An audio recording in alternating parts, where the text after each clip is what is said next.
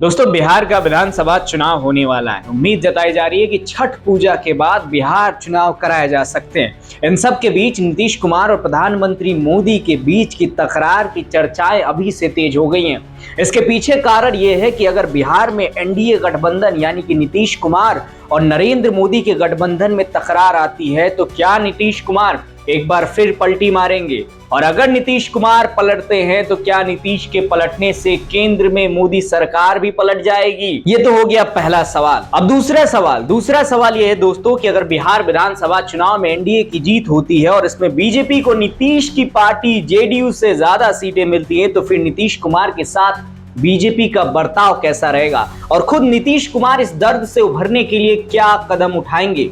दोस्तों, तीसरा सवाल यह है कि अगर नीतीश कुमार की सीट बिहार में अधिक आ जाती है और बीजेपी की कम तो क्या नीतीश कुमार बीजेपी को छोड़कर तेजस्वी की पार्टी को ज्वाइन करेंगे?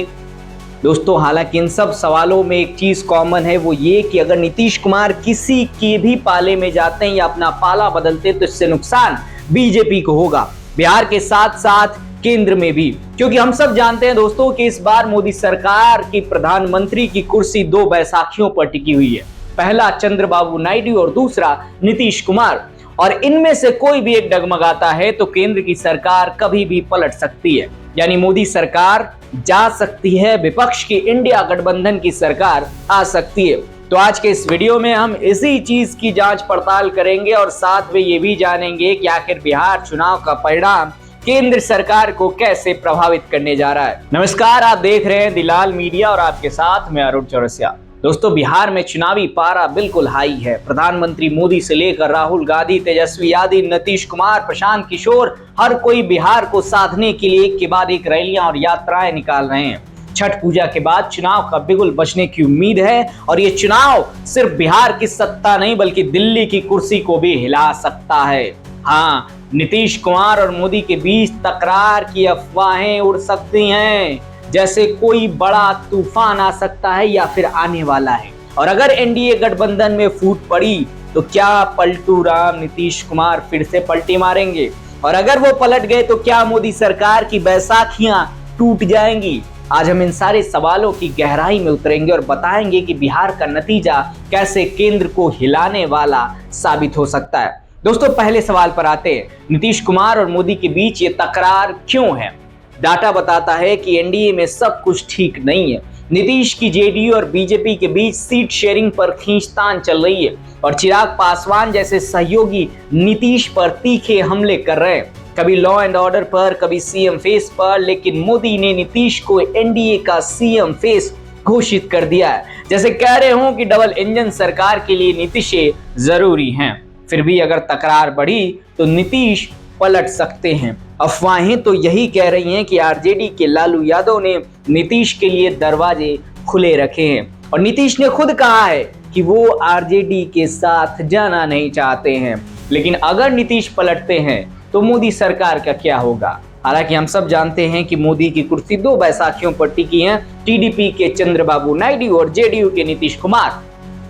जेडीयू के 12 सांसद अगर पलटे तो एनडीए की लोकसभा में बहुमत खतरे में पड़ सकता है और इंडिया गठबंधन दिल्ली में कब्जा कर सकता है। ये कोई मामूली बात नहीं है दोस्तों, ये राजनीतिक भूकंप सा होगा। रिसर्च, डाटा, खबरें यही बता रही हैं कि बिहार चुनाव का असर केंद्र पर सीधा पड़ेगा, क्योंकि मोदी सरकार की स्थिरता नीतीश पर टिकी है, देश की स्थिरता नीतीश पर टिकी है।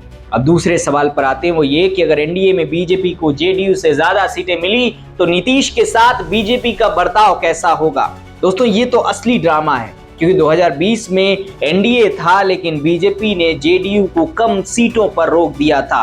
अब 2025 में ओपिनियन पोल्स ये कह रहे हैं कि एनडीए 200 से ज्यादा सीटें जीत सकती हैं और बीजेपी सबसे बड़ी पार्टी बन सकती है। अगर ऐसा हुआ तो बीजेपी नीतीश को साइडलाइन कर सकती है, शायद डिप्टी सीएम बना दे या फिर अपनी ही पार्टी से कोई सीएम चेहरा चुन ले। नीतीश तो पहले से थकान महसूस कर रहे हैं और नीतीश इस दर्द से उभरने के लिए क्या करेंगे ये देखना दिलचस्प होगा। लेकिन कहा यह जा रहा है कि इस दर्द से उभरने के लिए नीतीश कुमार ज्यादा सीटों की मांग करेंगे या फिर पलटी मारकर आरजेडी के साथ जाएंगे। लेकिन डाटा खबरें ये बता रही हैं कि एनडीए में तनाव बढ़ रहा है। चिराग पासवान ने तो 12 बार नीतीश पर हमला किया है। ये तकरार एनडीए को महंगा पड़ सकता है और विपक्ष को फायदा दे सकता है। दोस्तों, अब तीसरे सवाल पर आते हैं। अगर जेडीयू को ज्यादा सीटें मिली और बीजेपी को कम, तो क्या नीतीश बीजेपी छोड़कर तेजस्वी के साथ सरकार बनाएंगे? वैसे दोस्तों, ये तो नीतीश की स्पेशलिटी है, उनकी खूबी है पलटना, पलटी मारना। खबरें ये बता रही हैं कि नीतीश पहले भी कई बार पलट चुके हैं और अब अगर जेडीयू मजबूत हुई तो वो बीजेपी को डंप करके आरजेडी के साथ जा सकते हैं। तेजस्वी यादव तो वोट चोरी का आरोप लगा ही रहे हैं और कह रहे हैं कि नीतीश मोदी ने बिहार को कुछ नहीं दिया। ओपिनियन पोल्स में एनडीए को 130 से 140 सीटें मिल रही हैं, लेकिन अगर नीतीश पलटते हैं तो इंडिया गठबंधन 90 से 100 सीटों से सरकार बना सकती है बिहार में, और ये सब बीजेपी के लिए डबल झटका हो सकता है। बिहार तो खोएंगे ही और केंद्र में मोदी सरकार भी हिल जाएगी।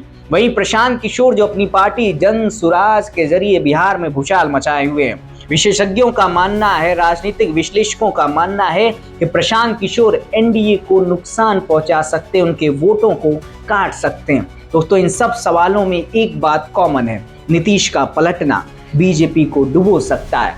बिहार चुनाव का नतीजा केंद्र को कैसे प्रभावित करेगा? अगर एनडीए हारा या नीतीश पलटे तो मोदी सरकार की नींद उड़ जाएगी। टीडीपी और जेडीयू के बिना बहुमत नहीं बचेगा और इंडिया गठबंधन दिल्ली में एंट्री मार सकता है। खबरें बता रही हैं कि बिहार में एंटी इनकम्बेंसी है, लेकिन मोदी की रैलियां एनडीए को बूस्ट कर रही है, एनडीए को मजबूत होने का दावा कर रही है। फिर भी वोटर लिस्ट में गड़बड़ी के आरोप, जाति जनगणना का मुद्दा है, सब कुछ ड्रामेटिक है। ऐसे में क्या नीतीश फिर से पलटी मारेंगे या मोदी की डबल इंजन चलेगी, ये तो बिहार चुनाव परिणाम के बाद ही पता चलेगा। लेकिन एक बात पक्की है और वो ये कि बिहार का फैसला दिल्ली को हिला देगा। अगर आपको ये विश्लेषण पसंद आया हो तो लाइक, शेयर, सब्सक्राइब जरूर करिएगा। मिलेंगे अगले एपिसोड में, तब तक के लिए आप अपना ख्याल रखिए। नमस्कार।